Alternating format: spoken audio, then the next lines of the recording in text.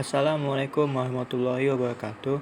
Perkenalkan, kami dari kelompok 10 biologi dan kami ingin menampilkan video tentang komponen sel hewan. Perkenalkan, kami terdiri dari Adam Putra Melwansyah, absen nomor 1, Atala Zaki, absen nomor 6, Askar Wali nomor 7, dan Syara Afrilia Davi, absen 35. Pertama-tama, mari kita memperkenalkan dulu apa itu yang disebut sel. Apa itu sel? Sel merupakan kumpulan materi paling sederhana yang dapat hidup dan merupakan unit penyusun semua makhluk hidup. Sel mampu melakukan semua aktivitas kehidupan dan sebagian besar reaksi kimia untuk mempertahankan kehidupan berlangsung di dalam sel. Dan sekarang kami akan menampilkan komponen sel hewan sebagai berikut. Ini merupakan gambaran daripada komponen-komponen sel yang ada di hewan, seperti adanya mitokondria, retikulum endoplasma kasar, retikulum endoplasma halus, membran inti, sentriol, aparatus Golgi, dan lisosom. Dan sekarang kami akan memperkenalkannya satu-satu. Yang pertama, ada nukleolus. Nukleolus adalah bagian dalam inti sel yang berbentuk bulat, padat, dan berwarna gelap. Nukleolus tidak dilengkapi oleh membran atau selamut pelindung di bagian luarnya. Bagian ini memainkan peran penting dalam memproduksi ribosom yang bertindak sebagai tempat pembentukan protein di dalam sel. Yang kedua, ada nukleoplasma. Nukleoplasma adalah cairan kental di dalam inti sel atau nukleus yang mengandung banyak protein dan zat lainnya seperti mineral, DNA, dan RNA. Selain berfungsi sebagai tempat untuk mengolah berbagai enzim, bagian yang disebut dengan karyoplasma ini juga berperan dalam membantu menjaga bentuk dan struktur inti sel. Lalu, di dalam nukleus ada pula selubung inti. Selubung inti merupakan selaput halus yang melapisi inti sel.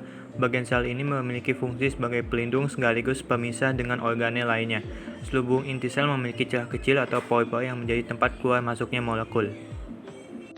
Fungsi membran inti adalah melindungi genetik yang ada di dalam inti dan juga sebagai pertukaran zat antara inti dengan sitoplasma. Fungsi badan Golgi adalah membentuk vesikula atau kantong untuk ekskresi, membentuk membran plasma, dan membentuk lisosom dan memproses protein. Fungsi sentriol yaitu sebagai proses pembelahan sel dalam membentuk penang spindel dan juga membentuk silia dan flagella. Mitokondria, organel terbesar yang merupakan mesin dalam sel. Bentuknya mirip cerutu atau rokok yang memiliki dua lapisan membran yang lekuk-lekuk dan dinamakan kritas. Oksigen dan glukosa berkomposisi dalam membentuk energi atau ATP yang dibutuhkan untuk metabolisme dalam organel. Mitokondria dalam bentuk tunggalnya disebut mitokondrion, memiliki fungsi menghasilkan energi dalam bentuk ATP dan ribosoma seluler. Lisosom, organel yang berupa kantong terkait di membran yang berisi kandungan enzim hidrolik yang dipakai dalam mengontrol pencernaan intraseluler dalam keadaan apapun.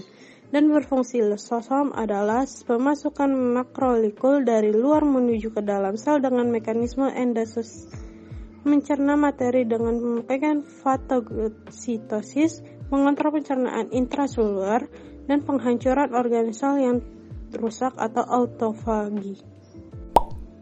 Membran sel. Membran sel merupakan bagian paling luar yang membungkus sel yang tersusun atas lemak dan protein, dan memiliki fungsi yaitu melindungi sel, penerimaan rangkasan dari luar, dan mengatur keluar masuknya zat. Retikulum endoplasma halus atau RE halus berfungsi untuk produksi protein dan steroid, pemeliharaan membran plasma, dan jalur bagi molekul untuk bergerak bersama. Retikulum endoplasma kasar atau RE kasar berfungsi mengisolir dan membawa protein tersebut ke bagian-bagian sel lainnya. Ribosom adalah organel sel yang berperan penting dalam proses pembuatan protein di dalam sel alias sintesis protein. Terdiri dari dua subunit berbeda. Ribosom lebih berperan pada proses translasi dibanding transkripsi sel. Ribosom adalah salah satu bagian dari organel sel yang berfungsi sebagai tempat sintesis protein. Sekian dari kami, mohon maaf apabila ada kesalahan. Wabillahi taufiq wal hidayah. Wassalamualaikum warahmatullahi wabarakatuh.